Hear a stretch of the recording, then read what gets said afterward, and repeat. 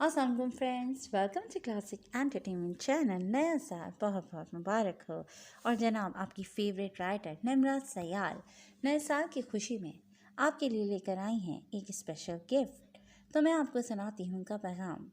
निम्रा कहती हैं कि a small gift for my lovely readers on the special occasion of New Year.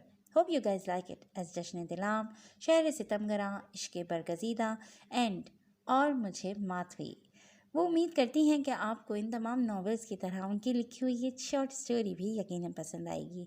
तो चलिए ना नए साल का आगाज़ करते हैं निम्रा सयाल के इस मुख्तसर नावल से जिसका नाम है अश्के इन्फाल। तो जनाब चलते हैं नावल की तरफ, मगर उससे पहले अगर आपने अभी तक हमारे चैनल को सब्सक्राइब नहीं किया तो उसको सब्सक्राइब करें, आइकॉन बटन दबाएं ताकि हमारी नई और म्यारी वीडियोस आपको सबसे पहले देखने को मिले। तो फिर चलते हैं अश्के इन्फाल की तरफ।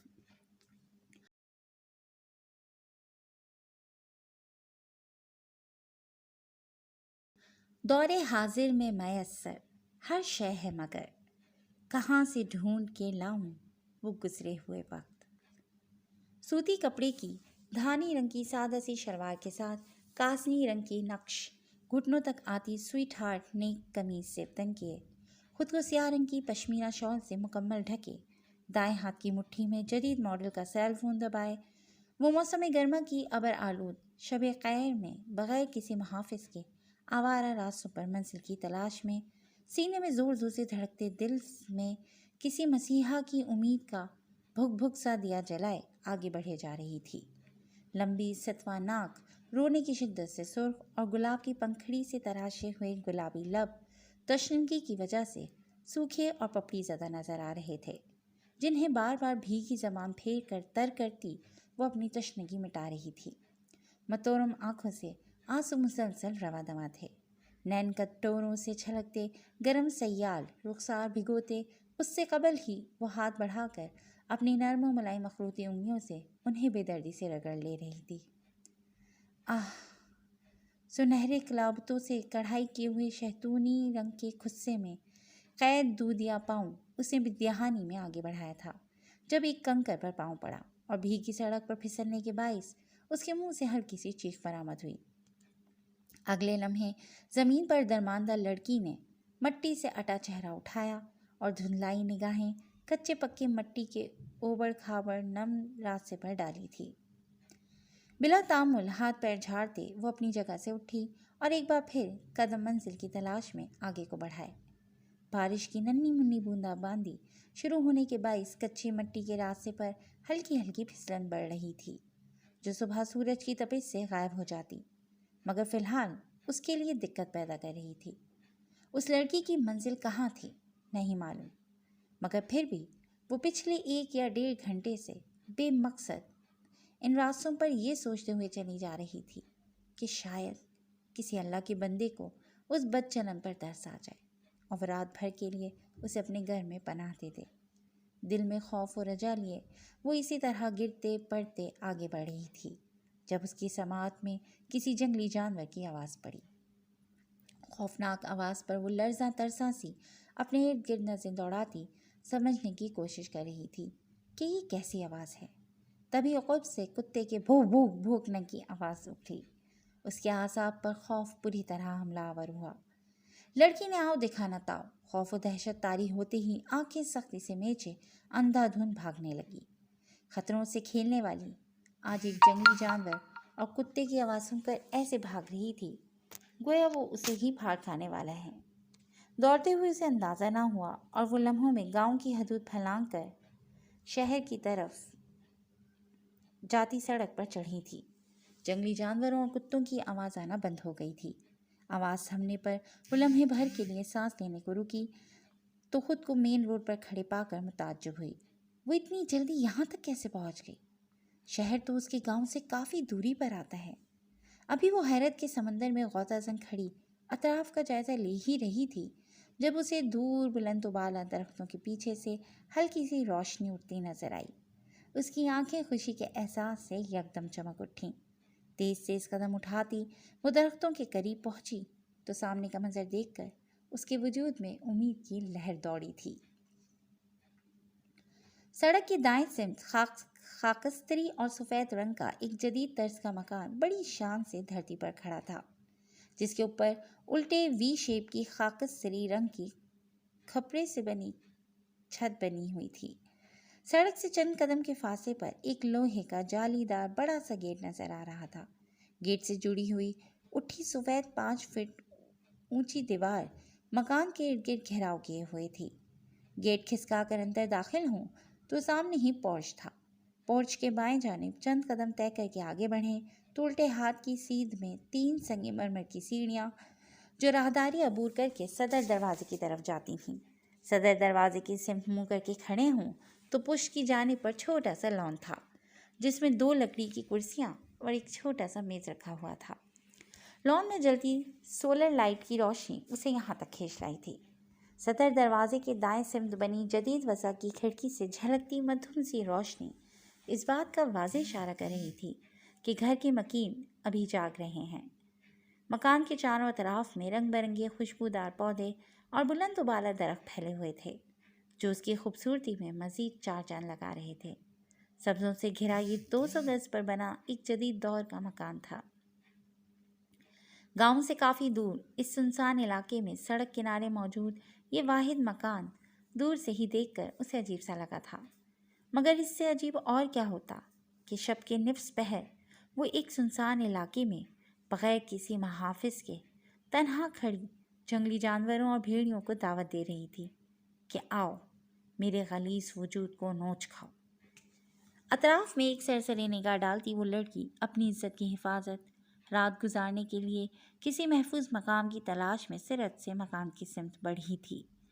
یکایک دل میں خوف جاگا کہ اگر سے جو اندر بھی انسانی بھیڑیے ملے تو۔ اگلے لمحے اس لڑکی نے اپنے من میں آئے تمام منفی خیالات کو جھٹکا، چہرہ اٹھا کر ایک نظر سیاہ آسمان کی طرف ڈالی، گہرے گہرے سانس لے کر خود کی ہمت بندھائی، دل میں آیت الکرسی اور درود شریف کا ورد شروع کر دیا اور لمبے لمبے ڈگ بھرتی اپنے اور گھر کے درمیان موجود فاصلے سمیٹنے لگی۔ گیٹ سے کچھ فاصلے پر چاند کی مدھم سی روشنی میں نظر آتے پکے راستے پر آہستہ آہستہ قدم رکھتی وہ لوہے کی گیٹ تک پہنچی اور دھڑکتے دل کے ساتھ ڈور بیل پر ہاتھ رکھا۔ ٹنگ ٹونگ اس نے کئی مرتبہ بیل بجائی مگر گیٹ نہ کھلا، شاید ڈور بیل خراب تھی۔ لڑکی نے کچھ سوچتے ہوئے گیٹ پر ہاتھ رکھا جو وزن سے تھوڑا سا لان کی طرف کھسکا تھا۔ آواز پر وہ چونک اٹھی، مگر اگلے لمحے ذہن بیدار ہوتے ہی اسے سمجھ آیا کہ دروازہ کھسکانے سے کھلے گا۔ ہمیشہ بیوقوف کی بیوقوف ہی رہو گی۔ ایک ہلکی سی چپت خود پر لگاتی وہ نم آنکھوں سنگ اپنی بیوقوفی پر مسکرائی تھی۔ Thank God! اسے زور لگا کر ہاتھ سے گیٹ دھکیلا جو تھوڑی جد و جہد کے بعد بالآخر کھل گیا تھا۔ اسے احتیاطاً کھلا چھوڑے وہ پورچ پار کر کے دایاں قدم اٹھاتی آہستہ آہستہ سنگ مرمر کی 3 سیڑھیاں عبور کر کے راہداری میں داخل ہوئی، جس کے اوپر تنی چھت اس کے جسم کو یکایک گرمائش بخش گئی۔ پچھلے 1.5-2 گھنٹے سے مسلسل بارش میں کھلے آسمان کے نیچے سفر کرنے کے باعث وہ سر تا پیر خاصا بھیگ گئی تھی۔ خدایا میری حفاظت کرنا۔ اپنا آنسوں سے تر چہرہ صاف کر کے شال سے پانی اور گرد جھاڑ کر وہ مٹھی میں دبا خون چھپاتی دھڑکتے دل کے ساتھ ہاتھ سے بجا کر دروازے پر دستک دے گئی۔ رات کے اس پہر کون آ گیا؟ دروازہ دوسری پہل پر ہی کھلا تھا، مگر سامنے کھڑی نوعمر لڑکی کو دیکھ کر روانی میں بولتا مقابل ٹھٹک گیا۔ السلام علیکم۔ لڑکی نے خائف زدہ لہجے میں سلامتی بھیجی اور نگاہ اٹھا کر سامنے کھڑے شخص کو دیکھا۔ وعلیکم السلام امارہ۔ مخالف جنس کو رات کے اس وقت خستہ حال میں دروازے کے فریم میں ایستادہ دیکھ کر انہوں نے سادگی سے جواب دیتے کسی خاتون کو آواز دی۔ نہیں، ایسا نہیں ہو سکتا، ایک اور مصیبت۔ وہ لڑکی سامنے ایک مرد کو دیکھ کر بری طرح خائف ہوئی تھی۔ فراق جمی پر چمکتی پسینے کی ننھی منی بوندوں کو ہتھیلی سے رگڑتے ہوئے تعصب سے سوچا۔ محترمہ، آپ کو کس سے ملنا ہے؟ مسلسل تشنہ لبوں پر زبان پھیرتی لڑکی کو دیکھ کر انہوں نے نرمی سے پوچھا۔ جی وہ۔ مقابل کے سوال پر لڑکی حواس باختہ ہوئی۔ जवाबन वो थूक निगलते गोया हुई, मगर लाख कोशिशों के बावजूद जुमला मुकम्मल ना कर पाई। अम्मारा, बात सुने। अब की बार उस शख्स की आवाज़ पहले से कहीं बुलंद थी। स्याह ट्राउज़र पर स्याह क्लीन शेव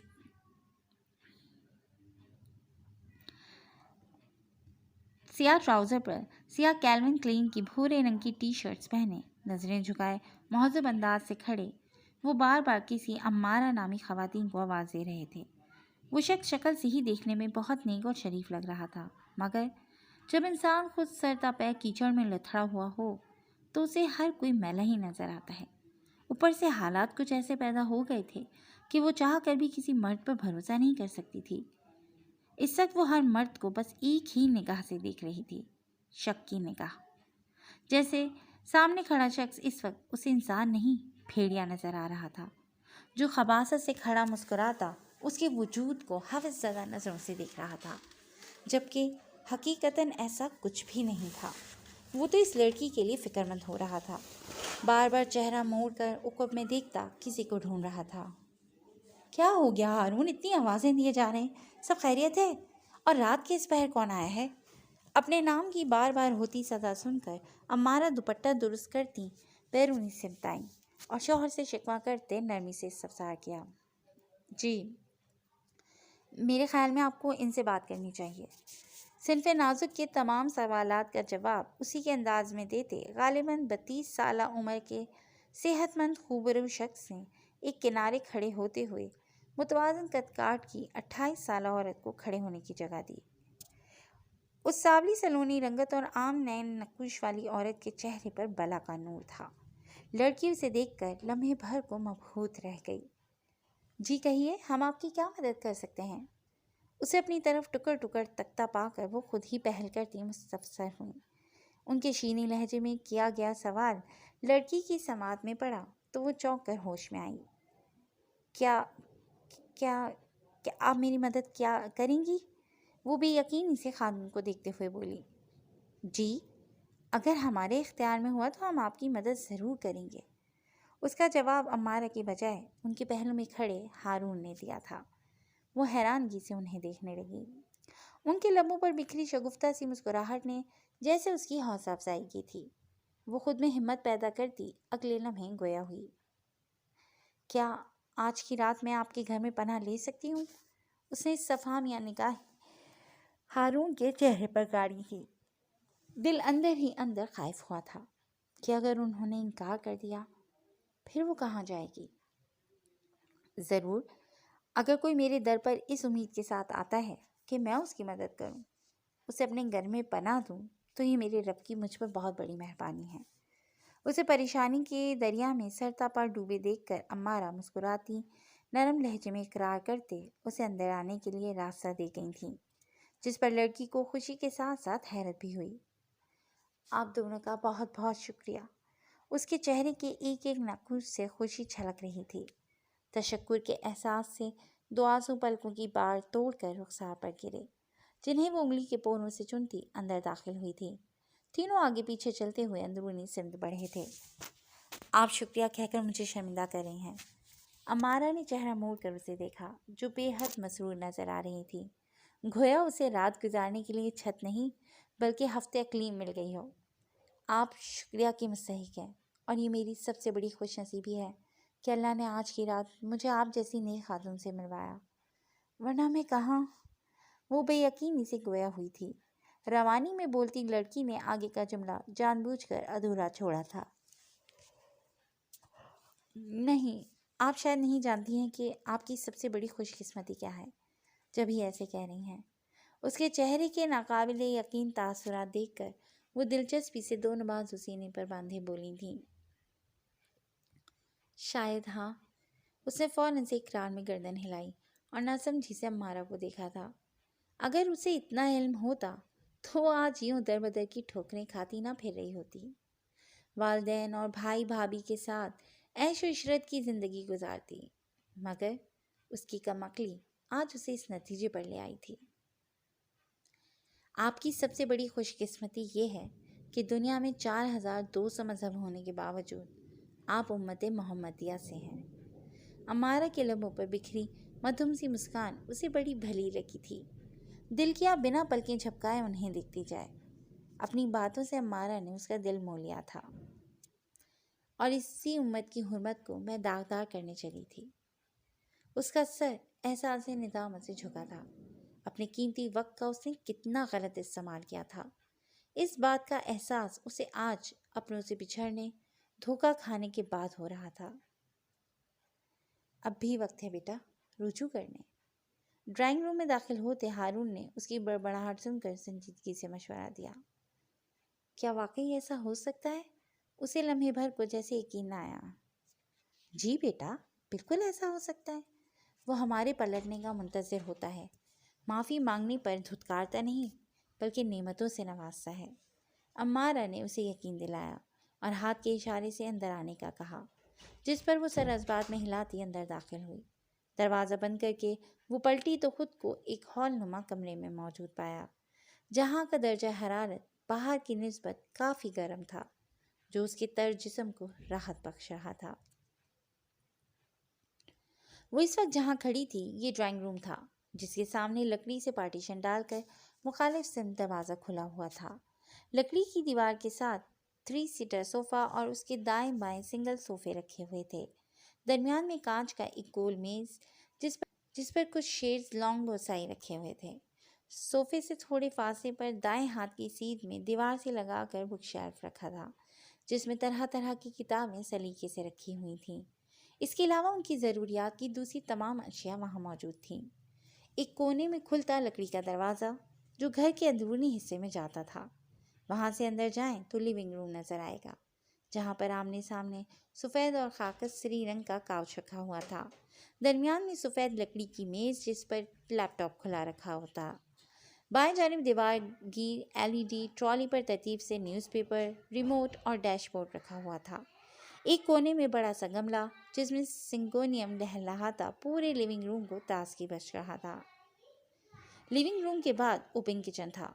बाएं जानिब कतार से 3 बेडरूम थे, जिसमें से 2 का दरवाज़ा बंद और एक का वा था, जो शायद अम्मारा और हारून का कमरा था।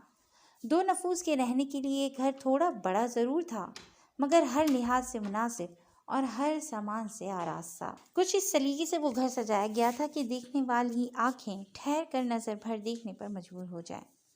बेटा, आप आराम से बैठें, मैं आपके लिए पानी लेकर आती हूँ।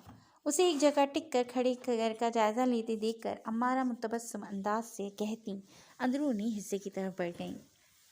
3 सीटर सोफे पर बैठा हारून उसकी एक एक हरकत बगौर देखता रहा, जबकि वो कशमकश में मुब्तला खड़ी हाथों की उंगलियां चटखाती सोच रही थी कि इतने साफ सुथरे सोफे पर अगर वो बैठी तो उसके कपड़ों में लगी मैल और पानी उसे गंदा कर देंगे।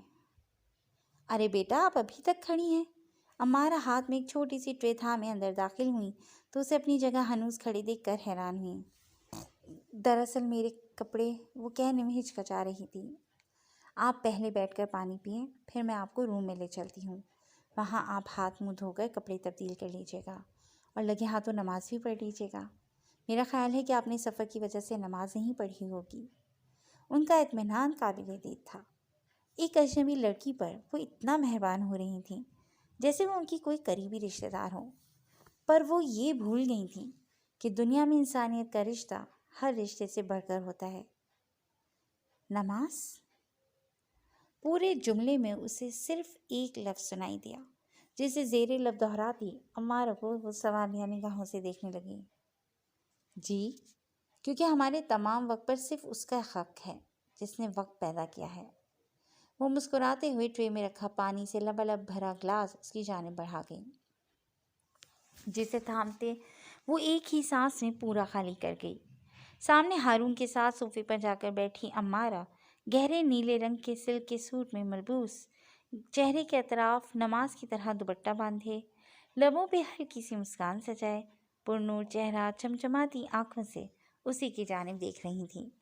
वो भी उनके नूरानी चेहरे को कई साथ बिना पलकें झपकाए देखे गई। लम्हे भर के लिए ड्राइंग रूम में सकूत छाया था। वो उनके बेहद इसरार करने पर पानी पीकर सोफे पर एक किनारे थोड़ा सा टिक कर बैठ गई और उन दोनों के बोलने का इंतज़ार करने लगी।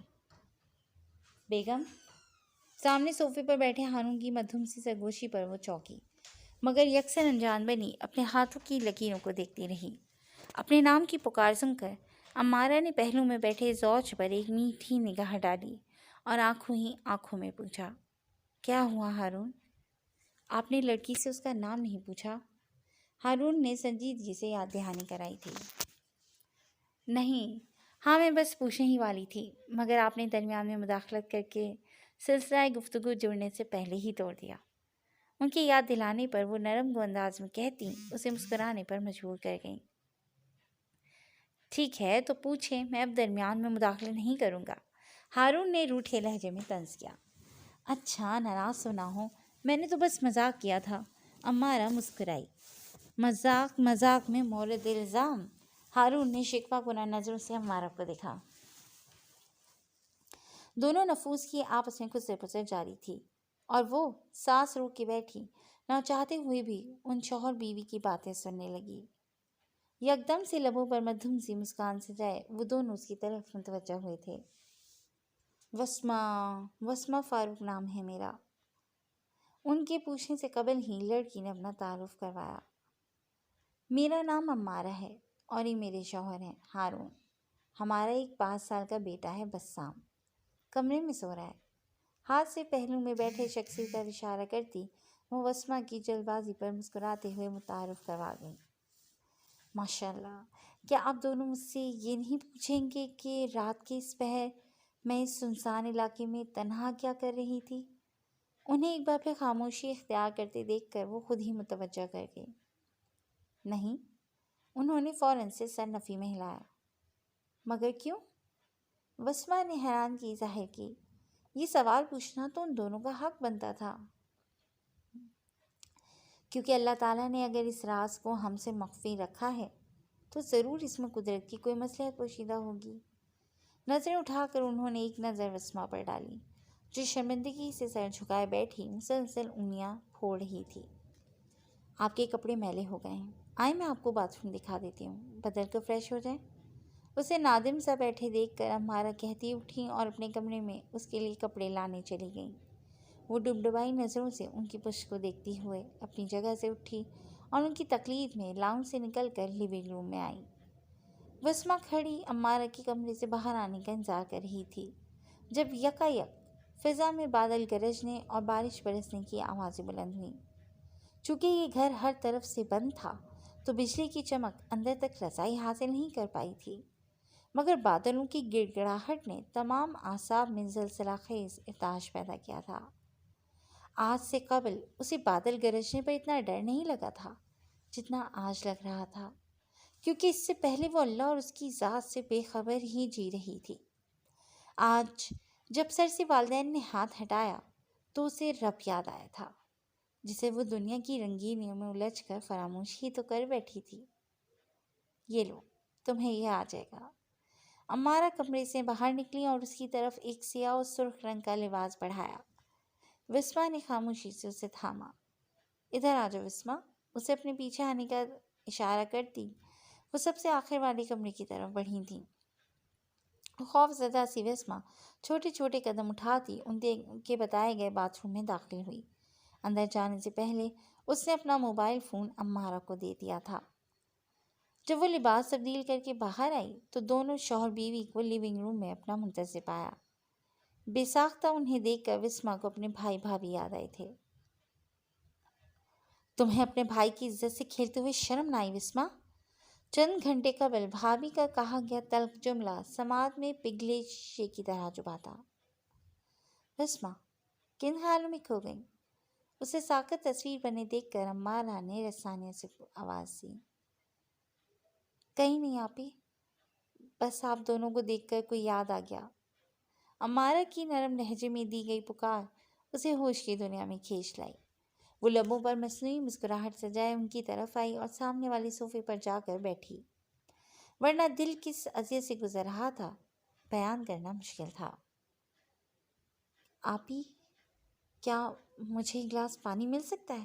وسمہ نے جھجکتے ہوئے کہا۔ ضرور، ویسے میں نے تمہارے لیے کھانا گرم کر دیا ہے، آؤ کھا لو، پھر نماز پڑھ لینا، تمہیں یقیناً بھوک لگی ہوگی۔ اور بھوکے پیٹ عبادت نہیں کرتے ہیں۔ اس کے کہنے کے اگلے پل وہ اپنی جگہ سے اٹھیں اور کچن میں چلی گئیں۔ تیز تیز ہاتھ چلانے کے ساتھ وہ اسے وقفے سے نیک نصیحتیں بھی کر رہی تھیں۔ بسمہ ان کی ہر بات پر سر اسبات میں ہلاتی تھوڑی دیر بعد جا کر کاؤنٹر کے پاس رکھی 3 کرسیوں میں سے ایک کھینچ کر بیٹھ گئی۔ میلوں پیدل سفر کرنے کے باعث بھوک پیاس سب ہی شدت سے لگی ہوئی تھی۔ ہلکی پھلکی گپ شپ کے دوران وہ ڈنر کرنے لگی۔ تھوڑی دیر بعد وہ کھانے سے فارغ ہو کر امارہ کے بتائے گئے روم میں چلی گئی، جبکہ اس کے چلے جانے کے بعد وہ دونوں شوہر اور بیوی کافی دیر تک اس کے متعلق گفتگو کرتے رہے۔ بسمہ کا سیل فون ایک سمت میز پر یوں ہی رکھا ہوا تھا۔ کمرے میں آنے کے بعد بسمہ نے بیٹھ کے پہانے پر تہہ کر کے رکھا مسلح اٹھایا، جو ابھی تھوڑی دیر قبل امارہ رکھ کر گئی تھیں، اور فرش پر پھیلا کر نماز عشاء ادا کرنے لگی۔ اس کو آج سے قبل کبھی عشاء کی نماز پڑھنے کا خیال نہ آیا تھا۔ والدین نے ہمیشہ تاکید کی کہ نماز پڑھ کر سونا، مگر وہ ان کی باتوں کو سنا انسنا کر دیتی تھی۔ آج اسے احساس ہوا کہ وہ کتنا غلط کرتی تھی۔ اشک انفعال پلکوں کی باڑ پھلانگ کر رخسار پر گرا تھا۔ احساس ندامت بڑا جان لیوا ہوتا ہے، انسان کو اندر ہی اندر دیمک کی طرح کھاتا جاتا ہے۔ ایک ایک رکوع اور سجدے سے بسمہ کے دل میں سکون اترتا چلا گیا، کیونکہ آج اس نے اپنا قیمتی وقت غلط کاموں میں استعمال کرنے کے بجائے اللہ کی عبادت میں گزارا تھا۔ زندگی میں پہلی دفعہ اس نے وقت کا صحیح استعمال کیا تھا۔ نہ جانے کتنی دیر وہ یوں ہی رب کے حضور میں بیٹھی اپنے گناہوں کی توبہ کرتی رہی، جب اس پر نیند حملہ آور ہوئی اور وہ وہیں مصلے پر روتے روتے سمٹ کر سو گئی۔ رات 8:20۔ مجھ کو اتنا بتائے کوئی، کیسے تجھ سے دل نہ لگائے کوئی، ربا نے تجھ کو بنانے میں کر دی ہے حسن کی خالی تجوریاں۔ فون اسپیکر سے ابھرتی خمار آلود گمبھیر آواز اس کے دل کے تار آہستہ آہستہ چھیڑ رہی تھی۔ کیا بات ہے احد، آج بڑے خوشگوار موڈ میں ہو؟ وہ کان سے سیل فون لگائے چھوٹے سے کمرے کا مسلسل چکر کاٹتی دوسری جانب موجود شخص سے مسکراتے ہوئے استفسار کر گئی۔ میری جان، احد کا تمہارا ساتھ پیتا ہر لمحہ خوشگوار ہوتا ہے، کیونکہ اب تم دل بن کر سینے میں دھڑکتی ہو۔ محبت سے چور لہجے میں کہتا مقابل اس کی دھڑکنیں منتشر کر گیا۔ آئی لو یو سو مچ احد۔ اس کی اتنی محبت پر وہ مسرور ہوئی تھی۔ میری جان، یہ ناانصافی ہے، اتنی دور بیٹھ کر اظہار محبت کر رہی ہو۔ کبھی تو ملنے آؤ، روبرو بیٹھ کر محبت کا اظہار کرو اور مجھے بھی اپنا حال دل بیان کرنے کا موقع دو۔ یہ کیا دور سے بیٹھ کر میرے جذبات کو بھڑکا رہی ہو؟ وہ چلتی ہوئی سنگار دان کے سامنے آ کر کھڑی ہوئی اور خود کو آئینے میں دیکھتے ہوئے سوچنے لگی کہ جس شخص کا صرف ایک تصویر دیکھ کر یوں دیوانوں جیسا حال ہوا ہے، وہ تو روبرو جانے پر اپنا سب کچھ اس کے قدموں میں وار دے گا۔ احد، تمہیں ابو اور بھائی کا معلوم ہے نا؟ وہ جواب میں بولی ہی تھی جب مقابل نے اس کی بات اچک لی۔ تمہارے آنے پر انہیں اعتراض ہوگا، میرے آنے پر تو نہیں۔ اس کا لہجہ اس دفعہ بڑا لیا تھا۔ لڑکی کے لبوں پر پھیلا دل روبا تبسم سمٹا۔ کیا مطلب احد؟ تم کیا کہنا چاہ رہے ہو؟ مجھے کچھ سمجھ نہیں آئی۔ وہ سنگار دان کے سامنے سے ہٹ کر بیڈ کی سمت آئی اور پائنتی سے ٹیک لگائے پیرہانے بیٹھی۔ مطلب یہ میری جان کہ اگر اس پہر میں تم سے ملنے آؤں تو تمہیں کوئی مسئلہ تو نہیں ہوگا نا؟ یار تمہیں دیکھنے کو دل بے قرار ہو رہا ہے۔ تفصیل سے سمجھاتی اس نے آخر میں جو فرمائش کی، بلکہ اپنے جذبات کا اظہار کیا، وہ اس کے حواس منتشر کر گیا۔ احد، کیا کہہ رہے ہو؟ کسی نے دیکھ لیا تو قیامت آ جائے گی۔ وہ اپنی جگہ سے ایسے گھبرا کر اٹھی گویا یکدم سے بستر پر کانٹے نکل آئے ہوں۔ مجھ پر بھروسہ رکھو میری جان، کوئی نہیں دیکھے گا، احد نے اسے پر محبت لہجے میں تسلی دی۔ لیکن احد، اگر دیکھ لیا تو کیا؟ اس نے دور کی سوچتے ہوئے منہ کھولا، جب احد نے ایک بار پھر اس کا منہ رسانیت سے بند کروا دیا۔ میری جان، تم لوگوں کی فکر چھوڑو اور یہ بتاؤ کہ تمہارا کیا جواب ہے، ہاں یا نہ؟ احد نے اس کے سارے اندیشے پس پش ڈالتے استفسار کیا۔ احد، اس نے دبے دبے لہجے میں پکارا۔ کیا احد؟ جو پوچھا ہے اس کا جواب دو۔ احد کی سوئی اسی ایک نقطے پر اٹکی ہوئی تھی۔ ملاقات کا پیاسا احد آج اپنی تشنگی مٹا کر ہی دم لینے والا تھا۔ ہاں، مگر احتیاط لازم ہے جانا۔ شرمگی لہجے میں اجازت دیتی وہ اسے جیسے دنیا جہاں کی خوشیاں دے گئی تھی۔ تھینک یو میری جان، تھینک یو سو مچ۔ جلدی سے اوپر والی چھت پر آئیں، 10 منٹ میں میں ادھر ہی آپ کو ملوں گا۔ ونس اگین تھینک یو جان من، تیزی سے خوش لہجے میں کہتے احد نے رابطہ منقطع کر دیا۔ وہ کئی لمحے موبائل فون کو مسکراتی نظر سے دیکھی گئی۔ ایک خوشگوار احساس نے دل میں تلاطم برپا کیا تھا۔ رخسار آپ ہی آپ لال گلال ہوئے تھے۔ 10 منٹ؟ سماعت میں گونج سے الفاظ نے دل میں گدگدی کی۔ وہ یکدم سے ہوش میں آئی اور دیوار کی گھڑی میں وقت دیکھا۔ رات کے 8:30 بج رہے تھے، مطلب اس کے پاس صرف 7 منٹ بچے تھے۔ وہ جلدی سے سنگاردان کے پاس گئی، سنگار میز پر رکھی رنگ برنگی لپسٹک میں سے سرخ رنگ کی ایک اٹھائی اور آئینے میں دکھتے صاف و شفاف لبوں کو خوب رنگا۔ اس کے بعد آنکھوں میں گہرا کاجل ڈالا اور ایک تائرانہ نظر اپنے صاف ستھرے حلیے پر ڈالتی وہ اجلت بھر سے کمرے سے باہر نکل گئی۔ گلاب جسم کا یوں ہی نہیں کھلا ہوگا، ہوا نے پہلے تجھے پھر مجھے چھوا ہوگا۔ رات 8:32۔ یہ 200 گز کا ایک درمیان نظر ڈبل سٹوری گھر تھا، جس کی تیسری منزل پر بڑی سی کھلی چھت تھی۔ گھر میں ضرورت کا سارا سامان موجود تھا۔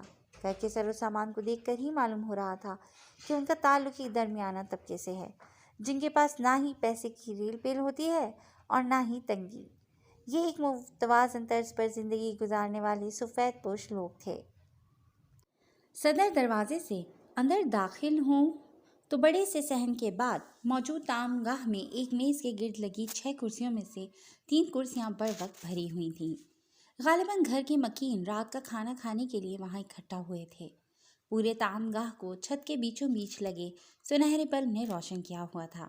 پیلی روشنی میں نہائے سربراہی کرسی پر 50 سالہ صحت مند فاروق صاحب اور ان کے دائیں جانے والی کرسی پر انہی کی ہم عمر زوجہ بیٹھی ہوئی تھیں۔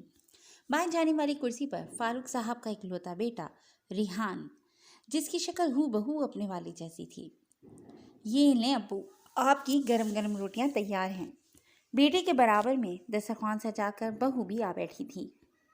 چلیں ابو بسم اللہ کریں، آج میں نے آپ کا پسندیدہ گوشت بنوایا ہے۔ بیٹے نے سالن سے بھرا ڈونگا اٹھا کر فاروق صاحب کی طرف بڑھایا۔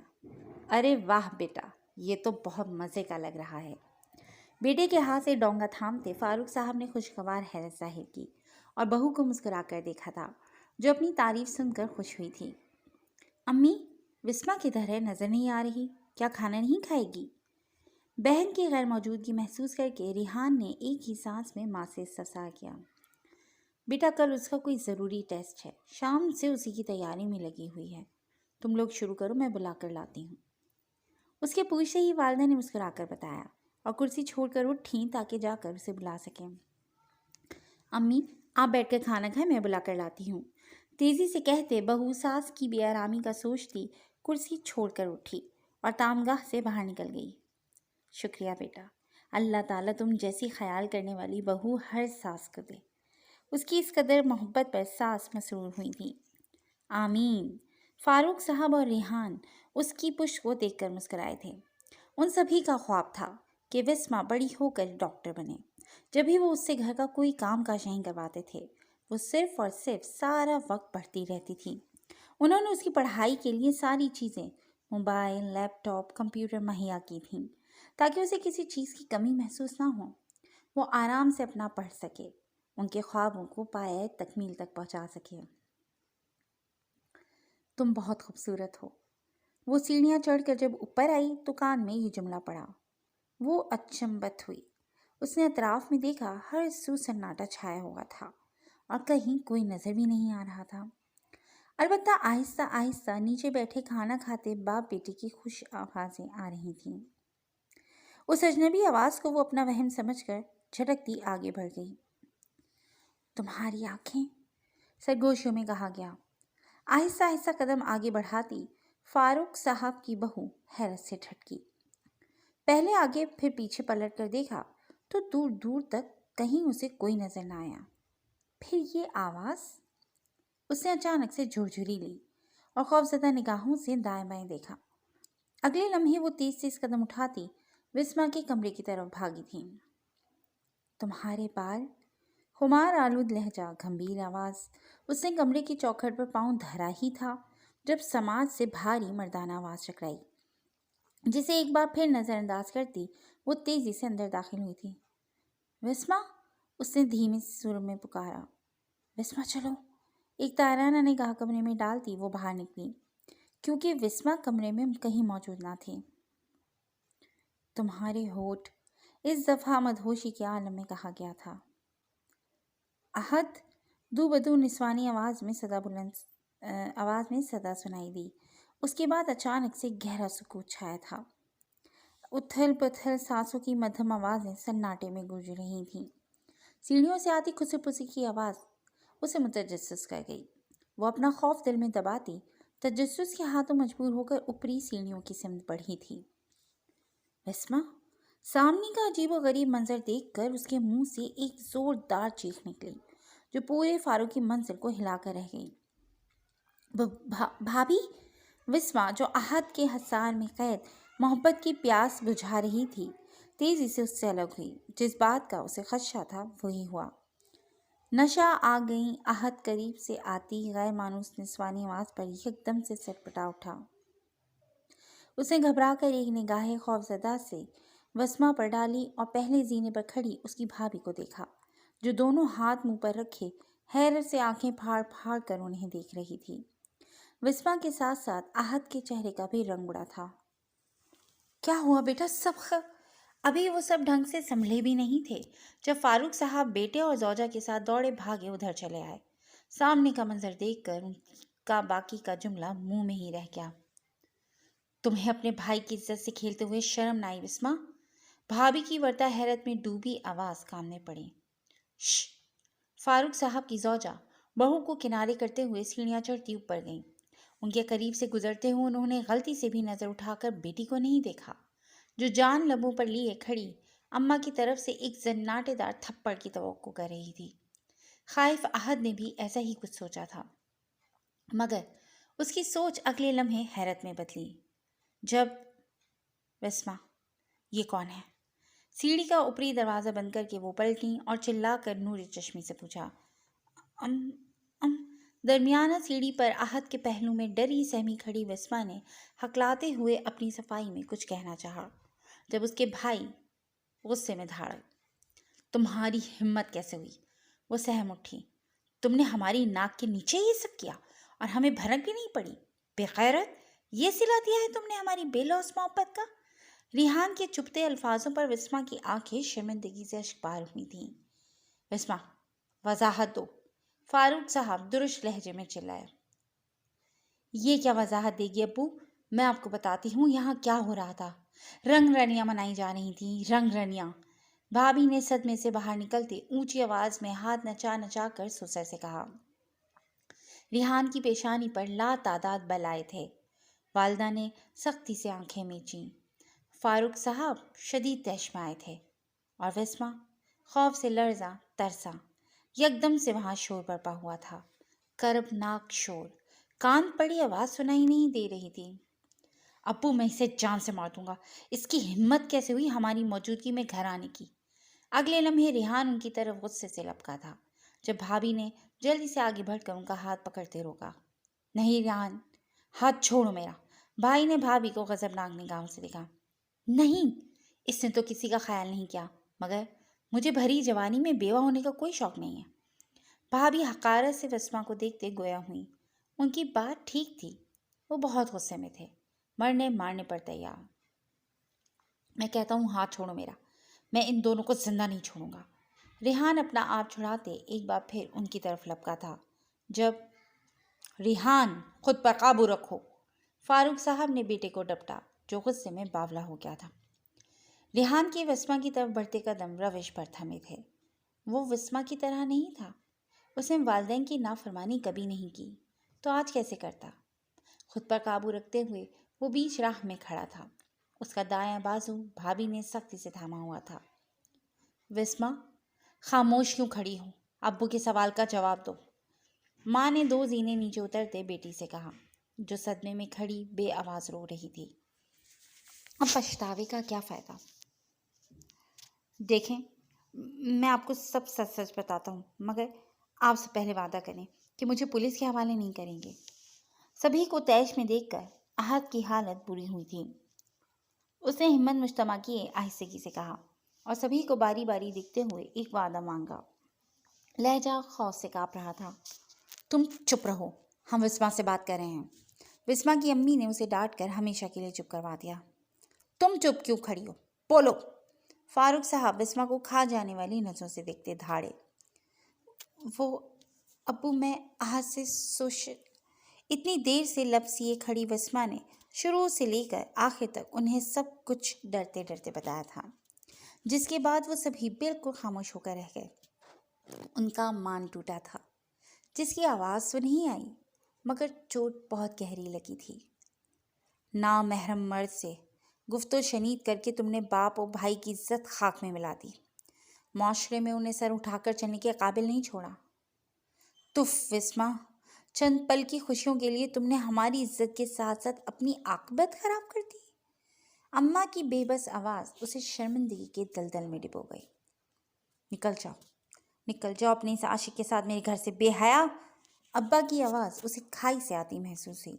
اس نے چہرہ موڑ کر ڈبڈبائی آنکھوں سے احد کو دیکھا۔ اس کا چہرہ بالکل سپاٹ تھا۔ چلی جاؤ، اس سے پہلے کہ میں تمہیں اور تمہارے عاشق کو دھکے مار کر یہاں سے نکالوں۔ وسما کے قدم جیسے فرش سے چپک گئے تھے۔ اس کی لاکھ کوشش کے باوجود آگے نہیں بڑھ پا رہے تھے۔ ذہن بالکل معاف ہو گیا تھا۔ احد نے اس کا ہاتھ تھاما اور ایک ایک سیڑھی اترتے بیرونی سمت کا رخ کیا تھا۔ کسی نے بھی اسے روکنے کی کوشش نہ کی۔ سبھی اپنی اپنی جگہ رنجیتا سے کھڑے بے آواز ماتم کر رہے تھے۔ وسما تو جیسے پتھر کی ہو گئی تھی۔ آنکھوں سے آنسو تواتر بہے جا رہے تھے۔ لب ہولے ہولے گڑ گڑا رہے تھے، معافی مانگ رہے تھے، مگر اس کی کوئی التجا، کوئی عذر معذرت کام نہ آئی۔ سماعت میں ہوتی باز گشت اس کا دل چیر رہی تھی۔ اسے احد جہاں لے جا رہا تھا وہ اس کے ساتھ بس کھینچی چلی جا رہی تھی۔ اب مجھے تمہاری ضرورت نہیں رہی۔ احد نے گھر سے کچھ دور آ کر اس کا ہاتھ اچانک سے چھوڑا۔ کیا مطلب احد؟ وہ جیسے ہوش میں آئی۔ اس نے تڑپ کر اسے صفامیہ نظروں سے دیکھا۔ مطلب یہ جانے من کہ مجھے گھر سے باہر نکلنے کے لیے تمہاری ضرورت تھی، جو کہ پوری ہو گئی، تو اب میں اپنے گھر جا رہا ہوں، تھک گیا ہوں، بہت نیند آ رہی ہے۔ اس نے وسما کو بے باکی سے دیکھتے آنکھ ماری۔ ویسے تمہارے ابو اور بھائی نے کمال ضبط کا مظاہرہ کیا، ایک بھی تھپڑ نہیں مارا۔ مجھے لگا کہ وہ جان سے مارے نہ مارے ہاتھ پیر تو توڑ ہی دیں گے۔ احد کا یہ لوفرانہ انداز اس کے لیے بالکل نیا تھا۔ وہ حیرت سے کئی لمحے اسے تکیے گئی۔ آخر میں احد کا فلک شگاف کہہ کا فضا میں گونجا تھا۔ این اسی پل ٹپ ٹپ وسما کی آنکھیں برسی تھیں۔ تم تو مجھ سے بہت محبت کرتے تھے احد، اس نے رندھے لہجے میں احد کی یاد دہانی کرائی۔ صبح و شام یہ جملہ نہ جانے کتنی دفعہ احد نے اس سے کہا تھا، جس کے چھلاوے میں آ کر وہ اپنے والدین کی محبت بھول بیٹھی تھی، اپنا سب کچھ اس پر وار دیا جس سے اس کا کوئی رشتہ نہ تھا۔ بالکل، احد نے تمسخر سے ہنس سے اقرار کیا، تو وسما کے دل کو لمحے بھر کے لیے سکون سا آیا تھا۔ وہ مقابل کا مفہوم سمجھے بغیر نم آنکھوں سنگ اسے دیکھ کر مسکرائی تھی۔ تو مجھے اکیلا چھوڑ کر کہاں جا رہے ہو احد؟ چلو ہم نکاح کر لیتے ہیں، پھر تمہارے… کیا کہا؟ نکاح؟ وہ بھی تم سے؟ ارے جو لڑکی اپنے والدین کی وفادار نہ ہو سکی وہ میری کیا ہوگی؟ منہ دھو کر رکھو وسما بی بی، اور میری طرف سے بھاڑ میں جاؤ، کیونکہ تم جیسی لڑکیاں وقت گزارنے کے لیے ہوتی ہیں، بیوی بنانے کے لیے نہیں۔ رومانس کرنے کے لیے مرد آپ کو بہت ملیں گے، مگر جہاں بات نکاح کی آئے گی وہ بھاگ جائیں گے، ایسے جیسے مسجد سے شیطان بھاگتا ہے۔ وہ بھی اس ہاتھ کو چھوڑ کر بھاگا تھا جسے کبھی پیار کا چھلاوا دے کر اس نے تھاما تھا۔ اب وسما کو احساس ہو رہا تھا کہ اس نے کتنی بڑی غلطی کر دی، اپنوں کے ساتھ دھوکہ دہی کی، ان کی عزت، مان، رتبہ، سب کچھ ایک نامحرم کے چکر میں پڑ کر خاک آلود کر دیا۔ وسما کی طرح ہر لڑکی کو یہ سوچنے کی ضرورت ہے کہ کیا ہمیں دنیا میں اسی لیے بھیجا گیا ہے؟ ہمارا مقصد تو کچھ اور ہے، اور ہم اپنے اصل مقصد کو چھوڑ کر بے مقصد کام کرنے میں مشغول ہیں، جو ہمارے ساتھ ساتھ والدین کی بھی ذلت اور رسوائی کا سامان ہے۔ لوگ کہتے ہیں کہ وہ کام کریں جس سے آپ کو خوشی ملتی ہے، اور ہم اس جملے کا اپنے طریقے سے مطلب اخذ کر کے شیطانی وسوسے میں پڑھ کر چند پل کی خوشی حاصل کرنے کے لیے اپنی عزت و آبرو کو کھو بیٹھتے ہیں۔ وقت کا صحیح استعمال کرنا سیکھیں، کیونکہ بیتا ہوا وقت اور کھوئی ہوئی عزت کبھی لوٹ کر نہیں آتی۔ اگلی صبح 7 بجے۔ آپی، وسما آپی، اٹھیں، ماما بلا رہی ہیں۔ آپی جلدی اٹھیں، آپ کے لیے ماما نے سرپرائز پلان کیا ہے اور آپ سو رہی ہیں۔ اسے کندھے سے جھنجھوڑتا 7 سالہ گول مٹول سا بچہ آوازیں دے کر اٹھا رہا تھا، پر وہ سالوں بعد اتنے سکون کی نیند سوئی کہ ارد گرد کا ہوش بھلا بیٹھی۔ بسام، تم نے آپی کو اٹھا دیا؟ ابھی وہ بچہ اسے اٹھانے میں ہلکان ہوا تھا جب باہر سے آوازیں دیتی امارہ کمرے میں داخل ہوئیں۔ نہیں اٹھ رہی۔ انہیں دیکھ کر بچے نے مایوسی کا اظہار کیا۔ کوئی بات نہیں بیٹا، آپ نے اپنی کوشش کی، مجھے خوشی ہوئی، اب میں کوشش کر کے دیکھتی ہوں، امارہ نے شفیق لہجے میں کہا تو بچہ لبوں پر معصوم مسکان سجائے تیزی سے سر اس بات میں ہلا گیا۔ وسما، اٹھو، دیکھو تم سے ملنے کون آیا ہے۔ اس کے پاس ہی وہ فرش پر گھٹنوں کے بل بیٹھی اور اس کے سر پر ہاتھ رکھا۔ اٹھ رہی ہوں امی۔ امارہ کی مسلسل نرمی سے سر پر ہاتھ پھیرنے پر وہ ہلکا سا کسمسائی تھی۔ وسما، اٹھ جاؤ، 8 بج گئے ہیں۔ شفقت سے لبریز لہجے میں دی گئی پکار پر وہ چونکی، ہلکی سی آنکھیں کھول کر غائب دماغی سے اطراف میں دیکھا، مگر اگلے پل خود کو اجنبیوں کے گھر میں پا کر اسے بہت مایوسی ہوئی۔ وہ پٹاخ سے اٹھ بیٹھی، آنکھیں پرنم ہوئیں، یکدم سے گلے میں آنسوں کا گولا اٹکا تھا۔ جلدی سے باہر آؤ، تمہیں کسی سے ملوانا ہے، امارہ مسکراتے ہوئے بولی اور اٹھ کر باہر نکل آئیں۔ آپ ہی جلدی سے باہر چلیں۔ گہرے خیالوں میں گم وسما کا ہاتھ بچہ پکڑ کر کھینچتے ہوئے باہر چلنے کے لیے بزد ہوا۔ چلیں چلتے ہیں۔ وہ پیار سے اس کے پھولے پھولے گال کھینچتی ہوئی اٹھی اور مسلح تہہ کر کے سلیقے سے سرہانے رکھا اور اس کی ننھی منی سی انگلی تھامے باہر نکل گئی، جہاں وقت تبدیل ہونے کے ساتھ اس کی قسمت بھی بدلی تھی۔ وقت پیدا کرنے والے کو وقت دے کر دیکھو، وہ تمہارا وقت بدل دے گا۔ لیونگ روم کا منظر دیکھ کر بے ساختہ اس سے رات والا امارہ کا کہا گیا جملہ یاد آیا۔ سامنے کا منظر دیکھ کر اسے اپنی آنکھوں پر یقین نہ آیا تھا۔ اس نے زور زور سے آنکھیں مسلیں اور دوبارہ دیکھا۔ اس کے ابو، امی اور بھائی بھابھی سامنے بیٹھے ہارون اور امارہ سے باتیں کر رہے تھے۔ کل تک جو اس کی شکل دیکھنے کے روادار نہ تھے، آج وہ خود ہی اسے لینے آئے تھے، اور ایسا اللہ تعالیٰ کے بعد صرف اور صرف اس نیک خاتون کی وجہ سے ہوا تھا، جو ہر کسی کو اپنی میٹھی باتوں سے قائل کرنے کا ہنر رکھتی تھی۔ ماں کے ایک اشارے پر بچہ وسما کی انگلی چھوڑ کر لان میں کھیلنے چلا گیا۔ وہ خود میں چائے لے کر آتی ہوں کہہ کر کچن میں چلی گئی۔ ہارون بھی اس کی مدد کو پیچھے پیچھے گیا تھا۔ لیونگ روم میں اب صرف وسما اور اس کی فیملی تھی۔